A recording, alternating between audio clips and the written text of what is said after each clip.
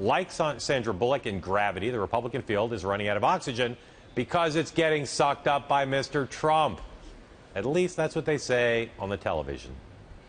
Let's talk about the latest fixation, if I may. I know you know where I'm going with this. Cue the eye roll again here. I'm not rolling eyes. Donald Trump. Are you uncomfortable with so much of this Republican primary being about Donald Trump? What did you make of what Donald Trump said to Lindsey Graham just moments ago? What do you make of him in the Republican Party, in the debates, etc.? As Republican candidates try to step out from Donald Trump's shadow. In Trump's shadow. In the shadow of Trump. Threatens to overshadow John Kasich's announcement. Mr. Trump is taking up all the air. Trump's stealing all the oxygen in the room. Eating up all of the oxygen. Sucking up the oxygen. Sucking up all of the oxygen in the room. That's why Donald Trump sucking up this oxygen matters so much. Why the heck, in 2 weeks of literally nothing substantive, are we still talking about Donald Trump? Thank you for the opportunity not to talk about Donald Trump. John, what would it take for the press to recalibrate their coverage of Trump that's based on obsession? I would suggest an actual Sharknado might be the only thing that could get them to recalibrate.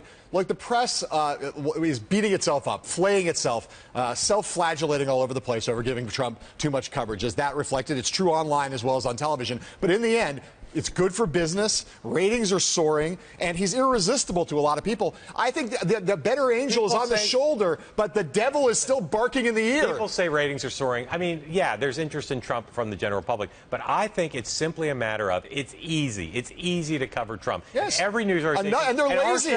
Our show is as guilty as anyone of doing this because it's hard to ignore how big it's become. And he is the front runner in the polls. Yes. But every news organization should say to itself, today, can we do something else? Can we talk about something else? Can we write about something else? Because we're going to look back at this period of the media coverage, whatever happens to Trump, and be embarrassed by it, even if he's elected president of the United States, and say it was a dereliction of our responsibility in a 16-candidate field with a Democratic field to cover Trump the way we've been covering. But here, my friend, is where I'm going to accuse you of doing something that you often accuse others of doing. You're speaking about the world as it should be and not the world as it is. It is true that that is probably what journalists should do. I'm talking about what would actually be required for them to actually take a step back, and they're not going to. When Trump, until he blows up. When Trump flirted with running, and this happened, he did the same thing even as a non-candidate, and this happened.